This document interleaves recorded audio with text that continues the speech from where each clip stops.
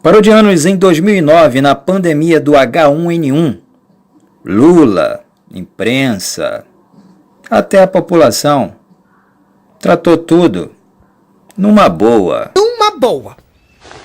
Fernanda, o ministro da Saúde pede tranquilidade, que está tudo sob controle. E aqui no Brasil, o governo anunciou hoje a criação de um gabinete permanente de emergência contra a gripe suína.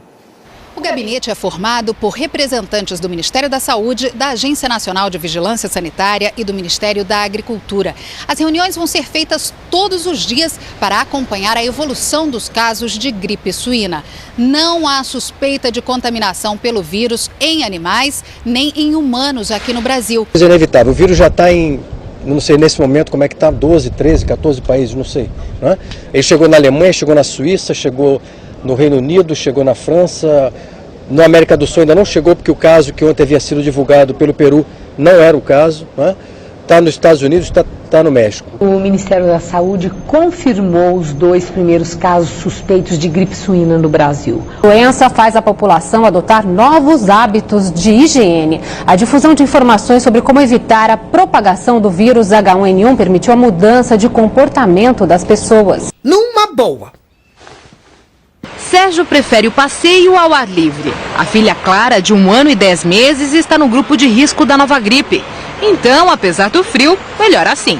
A gente lava as mãos sempre que chega em casa e evita ir para lugar fechado, né? Shopping, evita ir para lugar que tem muita aglomeração de pessoas. O pai é cauteloso, mas admite que alguns hábitos são mais difíceis de mudar. É difícil lembrar o tempo todo, né? Que não pode cumprimentar assim, né? Dar a mão. Nas ruas, a vida continua. Numa boa. Só que de olho na limpeza. Não tinha essa preocupação, né, por exemplo, de estar indo ao cinema, em lugares com grandes aglomerações, mas agora eu estou com essa preocupação e o hábito de lavar as mãos é sempre que eu estou com mais cuidado que antes. Cumprimentar eu cumprimento normalmente, algumas coisas assim eu mudei, como lavar as mãos mais vezes por dia, esse tipo de coisa. Na padaria, a mudança de hábito apareceu nos gastos do proprietário. Os hábitos dos consumidores mudaram, eles passaram a lavar a mão com mais frequência, principalmente antes das refeições. Antes já vinham e já pegavam direto o prato para se servir, agora passam pelo lavatório e já lavam as mãos e higienizam para poder se servir. Numa boa. Lavando bastante a mão, tomando cuidado para não ter lugares com muitas pessoas. Quem depende do transporte coletivo não escapa de, em algum momento, segurar na barra de ferro, por onde podem passar mais de 1.000 mãos por dia. Era procurar manter ela um pouco aberta, né? Já que as portas também nossas auxiliam um pouco, né? Ela está sempre abrindo. Nessa história toda, há pelo menos um lado positivo. A preocupação com a nova gripe fez com que o brasileiro reforçasse hábitos de higiene que já deveria ter e que valem para combater também outras doenças. Numa boa. Da Saúde, a América Latina é a região mais atingida pela nova gripe e contabiliza o maior número de contaminação e mortes. A doença já matou 165 pessoas na Argentina, 138 no México, 79 no Chile, 23 pessoas no Peru e Uruguai. Nós sabemos que essa gripe até o momento apresenta um perfil muito parecido com o da gripe sazonal. A maioria dos casos, mais de 99% dos casos, cursam de maneira tranquila, benigna. Apenas os casos que estão dentro do protocolo do Ministério da Saúde vão ter acesso ao medicamento. Numa boa. A situação está tranquila. A Organização Mundial da Saúde anuncia o fim da pandemia de gripe suína. A declaração sai 1 ano e 2 meses depois do alerta máximo da doença. A vacinação em massa e a mudança nos hábitos de higiene ajudaram a controlar o vírus. Da descoberta à contaminação em massa foram apenas 45 dias. Em tempos de globalização, o vírus viajou de avião. Em junho do ano passado, a Organização Mundial da Saúde anunciou que o mundo vivia uma pandemia do vírus H1N1, transmissor de uma doença que ficou conhecida como gripe suína e que assustou a todos. Fiquei bastante assustada, né? Porque não era comum aqui em São Paulo que as pessoas andassem de máscara, e daí a gente falou, o que é isso? Tive medo também, principalmente porque eu ando de transporte público, então a gente sempre fica com o pé atrás. 14 meses se passaram e a OMS anuncia hoje o fim da pandemia. Não existe mais essa universalização, pode existir focos isolados em determinados lugares. Numa boa. A queda na transmissão do vírus também aconteceu porque as pessoas mudaram seus hábitos de higiene. Outras doenças de transmissão respiratória por contato de secreção também diminuíram, como meningite, como outras doenças virais. Então é muito importante manter esses hábitos. O fim da pandemia não significa que o vírus da gripe suína desapareceu. Segundo especialistas, é comum que novos vírus circulem por alguns anos. Numa boa. Agora, parodianos, pelo incrível que pareça, em 2020, esse senhor aí, Luiz Inácio Lula da Silva, está fazendo uma rebelião no país. Ele está fazendo uma rebelião, jogando todos os governadores contra o presidente. Eles querem o caos, eles querem parar o Brasil, eles querem parar a economia do Brasil, eles querem todo mundo parado, e eles querem também que o presidente deposite um salário mínimo na conta de todo mundo. A responsabilidade pelo desastre, sabe, que mata milhares e milhares de pessoas. Então, eu acho importante os governadores continuarem assim, os prefeitos continuarem assim, e o presidente da República tomar juízo, ou o Congresso fazer com que as coisas aconteçam. A minha opinião, eu volto a repetir, sabe, nós temos um povo ordeiro. Nós temos um povo que tem problema, o povo não tem salário. Por isso é que nós decidimos que o Estado deveria garantir uma renda mínima que fosse igual a um salário mínimo para todo mundo, para a gente atravessar esse maremoto que está acontecendo. Como assim, governo que garante renda de população? Não, agora fiquem tranquilos, meus caros coronados.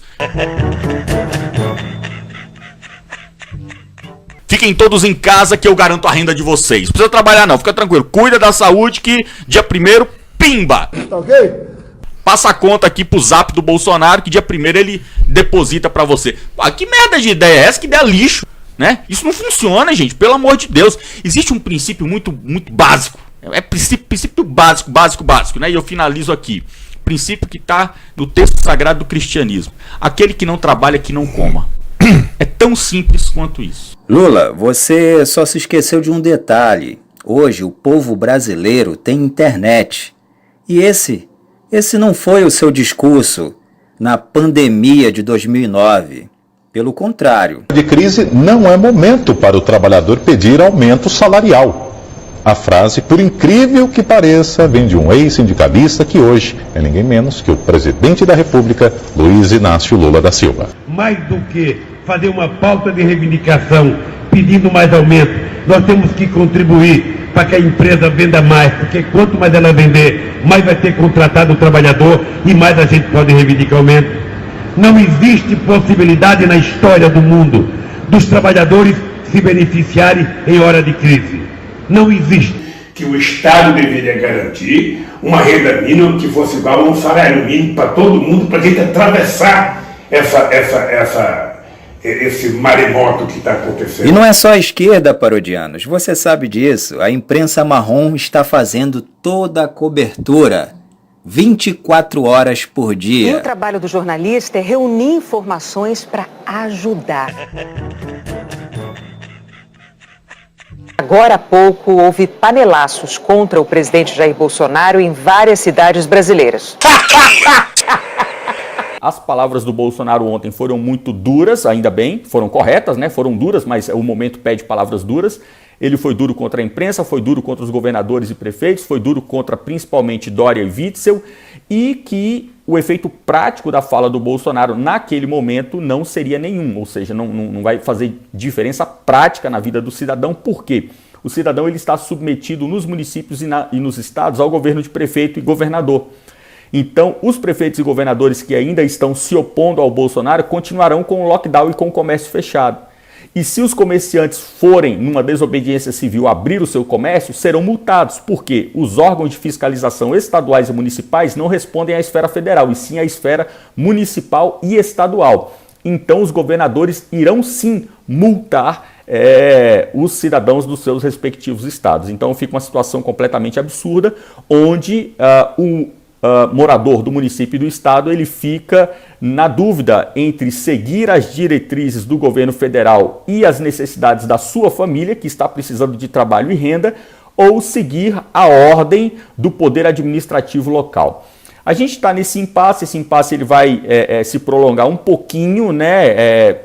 Talvez, eu não sei se felizmente ou infelizmente, todos os problemas agora eles vão acontecer muito rápido, explodir de uma forma muito rápida. Então, nada vai se prolongar muito, porque os próximos dias, a gente está hoje quarta-feira, então até domingo são dias cruciais no enfrentamento ao Covid-19 no aspecto econômico. O Brasil precisa urgentemente sair desse lockdown e sair dessa paralisação generalizada. Se não sair, o Brasil quebra. E ao que tudo indica, São Paulo e Rio de Janeiro não se dobrarão à realidade, continuarão querendo sim quebrar o Brasil. Se Rio de Janeiro e São Paulo paralisarem e não voltarem às ruas para trabalhar, o PIB do Brasil explode, porque Rio e São Paulo são dois dos principais estados produtores de riqueza no Brasil, e se eles pararem não adianta os outros 27 ficarem trabalhando, os outros 25 continuarem trabalhando. O país inteiro, né, todas as unidades da federação, sem São Paulo e Rio produzindo, não conseguem sustentar o país. Eu convido você que está vendo esse vídeo eu estou lançando ele agora, 1h da tarde. Eu convido você a participar com a gente hoje à noite. Eu vou fazer uma live com uma transmissão e eu vou mostrar como funciona o sistema de arrecadação brasileiro para que você entenda. Por que eu estou dizendo isso? Se Rio e São Paulo paralisarem as suas atividades comerciais, o Brasil quebra inteiro. Então, acompanhe com a gente à noite para você entender o que eu estou querendo dizer.